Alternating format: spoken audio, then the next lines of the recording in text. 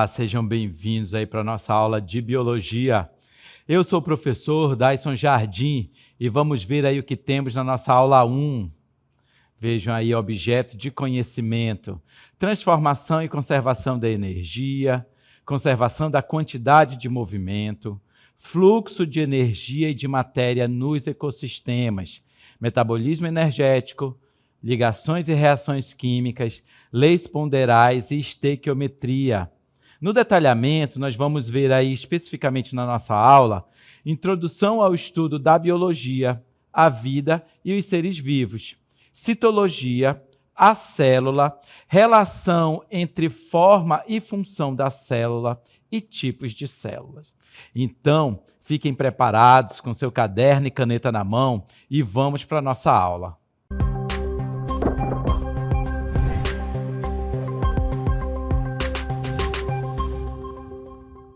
Veja o ambiente em que eu estou, hein? Eu estou em um laboratório.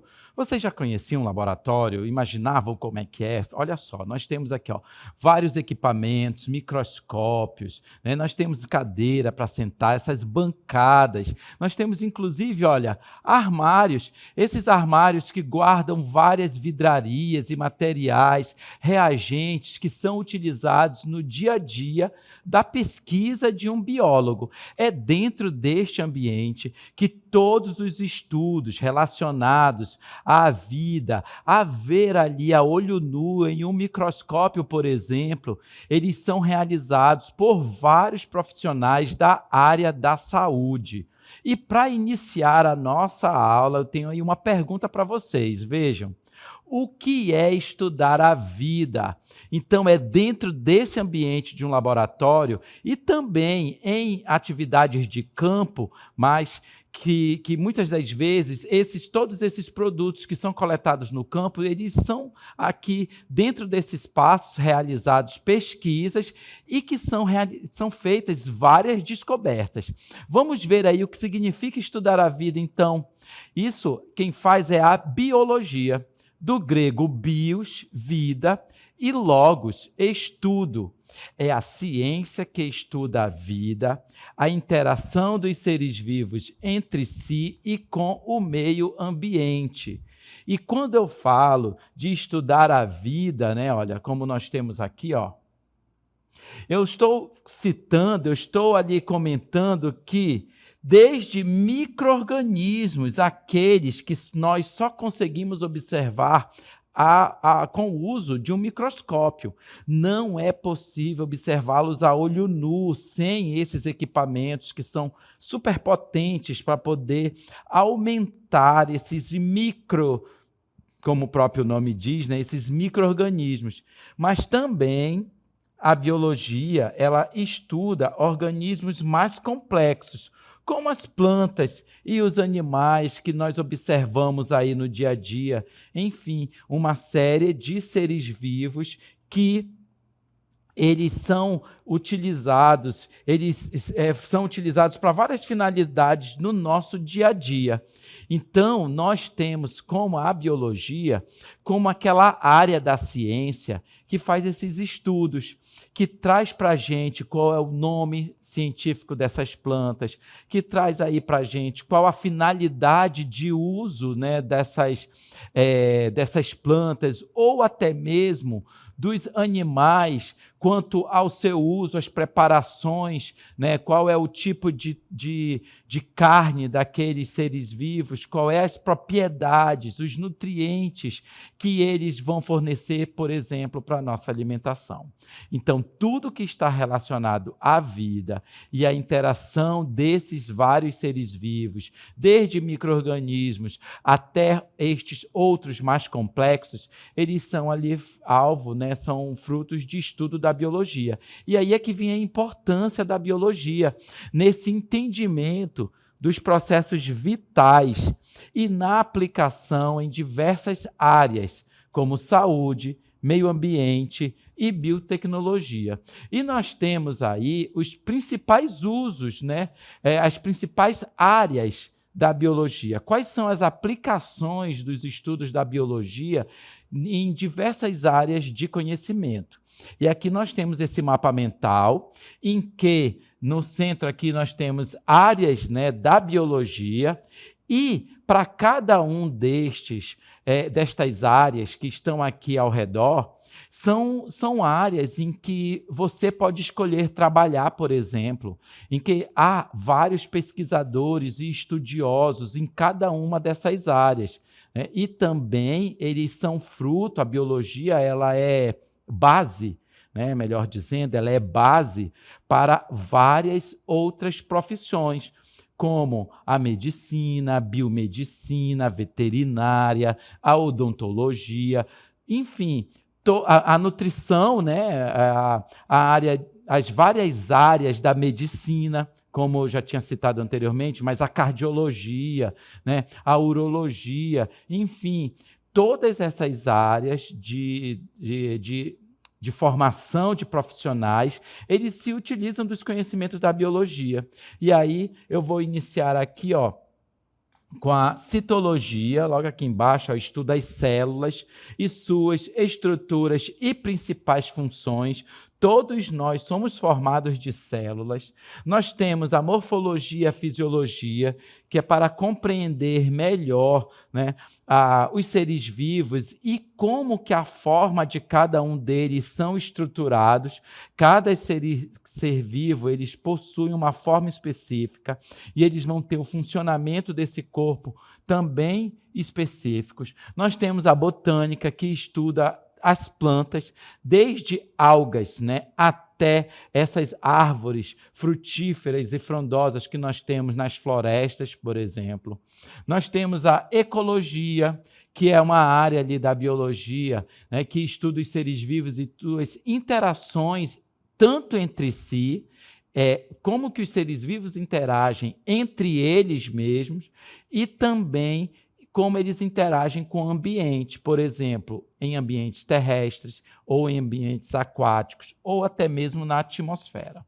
Nós temos aqui a micologia, olha só esse nome, micologia, né? Mico vem de fungos, tem como fonte de estudo os fungos. Inclusive, vocês sabiam que tem fungos que são comestíveis, né? Então, esses é uma importante área aí da biologia, área de estudo. Nós temos a genética. Gente, o quanto que a genética, as pesquisas genéticas, elas avançaram muito. Desde a questão de paternidade, por exemplo, né?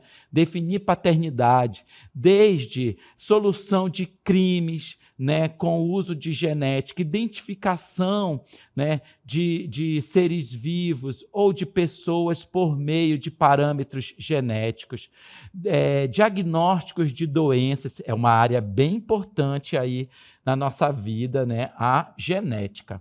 Nós temos a microbiologia, e aí, nesta área de estudo, tem todos aqueles micro-organismos que não são possíveis de ser vistos a olho nu. Eles precisam de um equipamento que é o microscópio, como os vírus.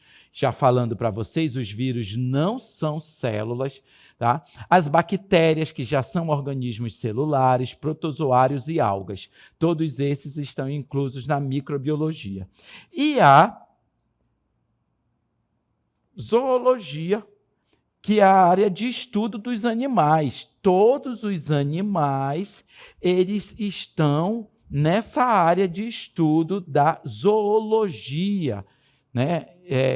São várias as áreas da biologia, em que, inclusive, se você estiver interessado, né, você pode gostar de uma dessas áreas e estudar. Mas que nós vamos, a partir agora, desse momento, nós vamos detalhar um pouco mais sobre uma dessas áreas, que é a citologia. Vejam que a citologia, ela também é conhecida como biologia celular. É um ramo da biologia que estuda as células, as suas estruturas e funções. O termo citologia deriva das palavras gregas cytos, que é células, e logos, que é estudo. E a citologia ela é fundamental para compreender a complexidade desses vários seres vivos. Imaginem que tem seres vivos que são formados por uma única célula e tem seres vivos pluricelulares, pois é a célula que que ela forma a unidade básica dos níveis de organização celular, desses níveis de organização dos seres vivos que nós vamos ver agora. Vejam que eu vou apresentar para vocês aqui toda essa complexidade que nós, por exemplo, como ser vivo humano, nós temos, mas que todos, desde um fungo, sabe aqueles fungos que são encontrados nas árvores, na floresta, chamados orelhas de pau, ou aqueles cogumelos, ou desde o cachorro, né, o cachorro ali da nossa casa, o gato. Todos nós somos seres vivos e somos formados por essa complexidade. A unidade básica de formação, né, de um ser vivo é a célula. A partir da célula e o conjunto de células, eles vão formar os tecidos. E aí nós temos vários tecidos conforme a forma e função dessas células. Né? A partir desse conjunto de tecidos, ou seja, vários tecidos juntos, eles vão formar os órgãos. E aí nós temos órgãos como o coração, por exemplo, órgãos como o pulmão, como o estômago, que está aqui representado na nossa ilustração. Todos esses órgãos, em conjunto, eles vão formar os sistemas. Então, nós temos, se for aí o estômago e vários outros órgãos vão formar o sistema digestório. Eu comentei do coração e vários outros órgãos que funcionam junto com o coração vão formar o sistema cardiovascular, por exemplo, e assim outros sistemas do nosso corpo. E os vários sistemas vão formar os seres vivos, aqui representado por um ser humano, mas outros também que são pluricelulares, eles também têm essa organização, esses níveis de organização celular. E aí, para entender melhor essa complexidade dos níveis de organização celular, eu vou comentar com vocês agora sobre a teoria celular. A teoria celular, ela define assim uma série de fundamentos, de princípios que são essenciais. Olha, acreditem, são essenciais para o entendimento da biologia, foi base para essa compreensão de tudo que foi descoberto a respeito da biologia. A primeira, né, dessa teoria é que todos os seres vivos são formados por células. Todos os seres vivos são formados por células. Quando digo todos, aqueles que possuem células apenas formados por células podem ser chamados de seres vivos, tá? E aí nós temos aqui uma atenção, nós temos aqui um detalhe importante que é sobre os vírus. Os vírus, eles não são chamados, não são seres vivos, tá? Por que eles não são seres vivos? Porque eles não são formados por célula. Então, a teoria diz que todos os seres vivos são formados por células e nós temos uma exceção, que é os vírus, porque eles não são formados por células, precisam de uma célula para poder sobreviver. Por isso que eles ali entram numa célula, infectam uma célula, se reproduzem, e assim eles conseguem sobreviver a partir do momento que eles entram em uma célula. Ok? Vamos aqui, as próximas. A célula é a menor unidade estrutural e funcional de todos os seres vivos. Então, como todo ser vivo é formado por células, toda a estrutura desse ser vivo ele é composta de células, né? Ou seja, é a menor unidade da vida e responsável por reações químicas essenciais. É dentro da célula que são formadas todas essas reações químicas que fazem com que o corpo todo, aquele organismo todo, continue vivo, continue com seus órgãos funcionando, né, e interrelacionados entre si. Uma outra princípio é que todas as células surgem de células pré-existentes. É preciso que uma célula-mãe se divide em células filhas. Quando fala aqui de surgem de células pré-existentes, é que houve um processo de divisão celular que fez com que, vejam, quando lá na fecundação do espermatozoide com óvulo, era uma única célula. E olha o tamanho que nós temos hoje. Ou seja, essas células foram se dividindo para poder formar o embrião, o feto, para o bebê nascer após 9 meses, e você e nós todos crescermos todos os dias até o tamanho que nós temos e também enquanto estivermos vivos. Tem uma constante reprodução, divisão de células, a partir de uma pré-existente. Tá? E a célula, aí no quarto, a célula contém informação hereditária. Quando eu falo informação hereditária, nós estamos falando de genética. E aí, nessa genética, ela é passada da célula mãe para a célula filha, tá? E assim, sucessivamente, né, essa característica genética que nós temos, ela vem a partir dos nossos pais. Quando eu estou ali todos os dias no banheiro, olha só, quando você acorda, que você olha ali para o espelho do banheiro, né, você está vendo as suas características genéticas, você está vendo as suas células. E aí, todo o nosso organismo e todos os seres vivos são formados por células.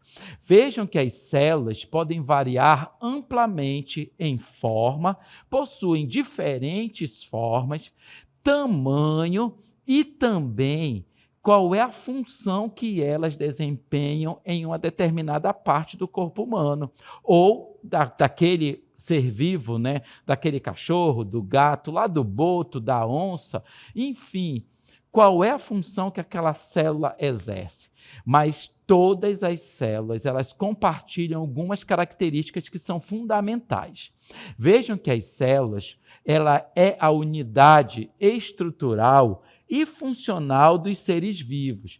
E como já disse para vocês, e vocês não podem esquecer, vamos combinar? Vocês não podem esquecer que os vírus não são formados por células. Não esqueçam disso, tá bom? Todos os seres vivos são formados por células, mas os vírus, eles são acelulares. A célula, ela foi descoberta por Robert Hooke, lá em 1665.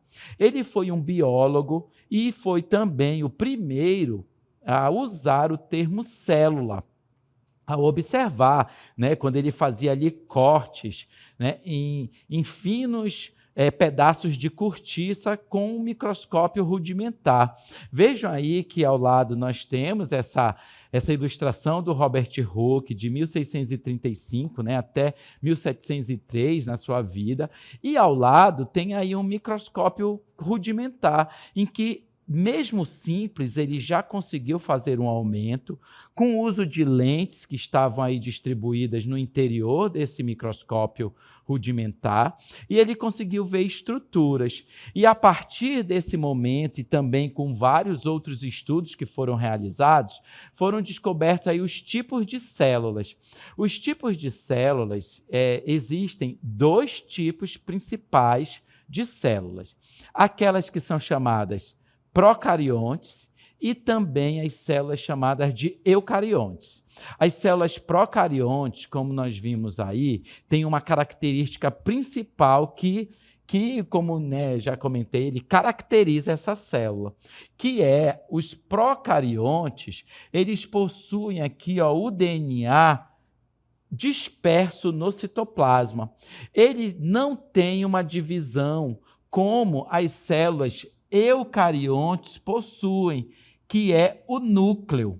Então, o núcleo aqui, ó, ele limita o DNA no seu interior.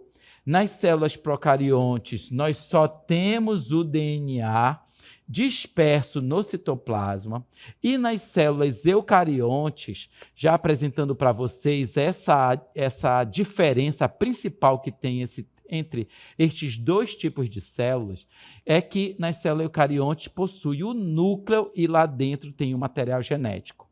Outras características como membrana, citoplasma, organelas citoplasmáticas, eles são encontrados nestas duas células, com essas características que eu apresentei para vocês da ausência do núcleo e o DNA disperso no citoplasma, que é característico das células procariontes, e a presença do núcleo com o DNA, né, o material genético, limitado dentro da carioteca, dentro dessa estrutura do núcleo, que é o que caracteriza as células eucariontes. E eu vou apresentar para vocês aí algumas diferenças, né, que há entre esses tipos de células. A primeira diferença que eu vou comentar com vocês aí é entre as células procariontes e eucariontes. Nas células procariontes, vejam só, né, nós temos o núcleo ausente, enquanto que nas células eucariontes elas existem.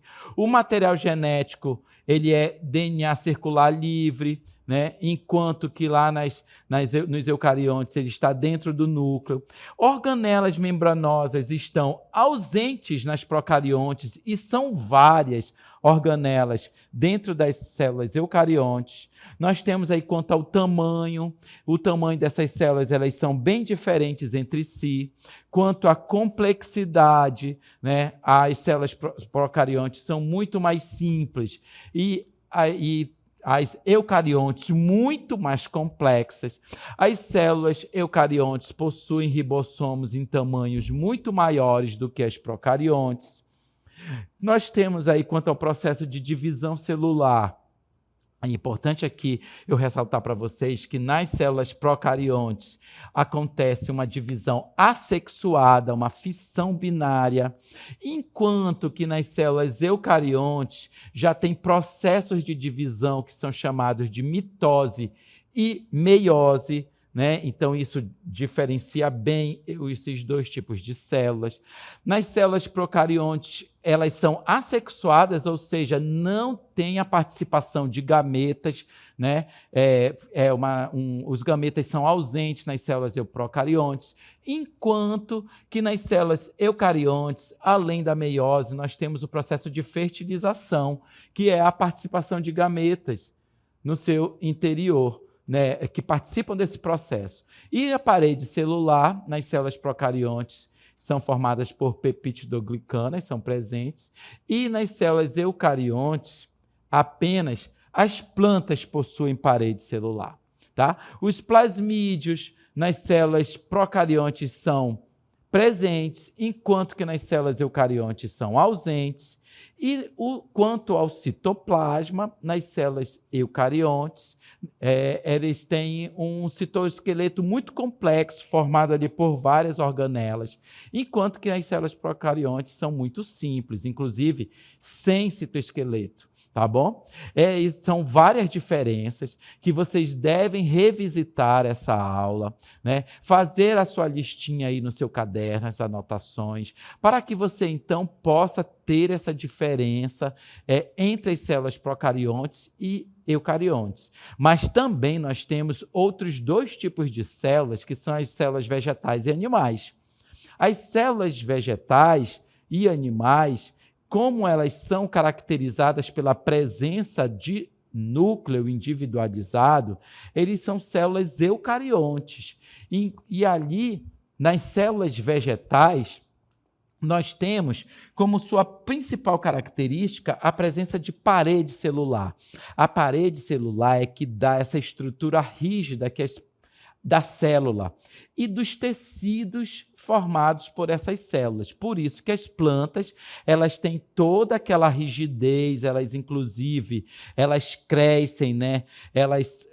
Árvores são lenhosas por conta da característica da parede celular. Uma outra característica principal são a presença de vacúolos, grandes vacúolos no interior dessas células, falando um pouco sobre as características principais. Enquanto que na célula animal, nós vamos ter todas características conforme o tecido daquela célula, né, característica daquela célula, conforme o tecido em que ele esteja presente. Não, então, as célula animal, ela vai ter várias formas. Aqui nós estamos vendo essa forma, mas elas podem ter outras formas também, conforme a parte do corpo em que ela esteja presente, do tecido em que ela esteja presente, dos órgãos que estão presentes, além de várias organelas citoplasmáticas no seu interior. Né? Então, são várias características e que nós também temos uma lista de diferenças entre elas. Vejam aí que entre a célula vegetal e animal, né, nós temos ali que cada estrutura pode estar ausente em uma e presente em outras. Quanto à parede celular, vejam aí que na célula animal é ausente e na célula vegetal está presente os cloroplastos. Na célula animal é ausente, né? Na célula vegetal ela já é encontrada. Os vacúolos na célula animal são pequenos, nas células vegetais são grandes. Há a presença de centríolos na célula animal, há a presença de lisossomos também na célula animal, que na célula vegetal é raro ou ausente. Quanto à forma, na célula animal ela é irregular, enquanto na célula vegetal ela é rígida, né? Pela presença da parede celular, que é formada de celulose, por exemplo. Os plasmodesmos ali ausentes na célula animal e presentes na célula vegetal, que vão manter a fixação entre essas células. Reserva energética na célula animal é o glicogênio e na célula vegetal é o amido. Desmossomos presentes na célula animal e ausentes na célula vegetal, e também plastídeos, né, são estruturas ali presentes no interior dessas células, né, ausentes na célula animal e presentes nas células vegetais, tá bom? Estas células, todas elas, seja vegetal, célula animal, procariontes ou eucariontes, eles vão ter funções específicas. Mas nós vamos aqui detalhar um pouco mais sobre as células humanas, tá bom? Vejam que a célula sofre um processo de diferenciação celular de acordo com o controle genético e possui forma relacionada com a função que desempenha, ou seja, esse processo de diferenciação celular ele vai iniciar lá com as células tronco, né? Lá na medula óssea. E aí, conforme a parte do corpo em que ela vai ter uma função específica, ela vai se diferenciar em célula muscular, em célula do intestino, ou do fígado, ou lá do coração, ou células do tecido nervoso, ou células do sangue, por exemplo. E quando essas células, que nós sabemos que elas, o conjunto de células vão formar os tecidos, então nós temos vários tipos de tecidos, que é relativas às funções que eles realizam. Vejam aí que nós temos 4 tipos de tecido: tecido nervoso, tecido epitelial, tecido muscular e o tecido conjuntivo. Vamos ver cada um desses. Olha aí o primeiro, tecido nervoso. Tem a função, né, que é essencial para o funcionamento adequado do corpo, pois permite que os órgãos dos sentidos, a aprendizagem, o pensamento, a memória, a produção de secreções pelas glândulas e a contração muscular funcionem corretamente. Tudo é comandado pelo tecido nervoso. Vamos ver o tecido epitelial, e nós temos aí vários tecidos ao longo do corpo. O tecido epitelial tem várias funções, né, incluindo proteção contra agentes patogênicos, substâncias tóxicas e danos mecânicos, absorção de substâncias no intestino delgado e grosso, transporte de substâncias nos cílios, secreção, as várias glândulas que tem no corpo, trocas gasosas, né, lá no pulmão, e o deslizamento entre superfícies de órgãos que estão em contato entre si. Vamos ver sobre o tecido muscular, e nós temos vários tecidos musculares, né, cardíaco, esquelético e liso. E esse tecido muscular, ele tem a capacidade de fazer contração e é essencial para o funcionamento do corpo. As suas funções, saibam que todos os movimentos do corpo, sejam lá no tubo digestivo, no pescoço, lá nos órgãos como bexiga, por exemplo, e os batimentos cardíacos do coração, são realizados por tecido muscular. E, por último, nós vamos ver aí o tecido conjuntivo. Nós temos o sangue, a cartilagem, as células de gordura, né? Também são um tecido conjuntivo. E estes todos têm várias funções, incluindo sustentação, conexão de outros tecidos e órgãos, preenchimento de espaços, né? Nutrição, produção de células sanguíneas, defesa contra organismos, que é muito realizado pelo sangue, e, entre várias funções, proteção dos órgãos internos. Então, todos esses tecidos, eles vão ter funções específicas no corpo e é assim que o nosso organismo e de todos os seres vivos funcionam. Então, essa foi a nossa aula de hoje. Tchau!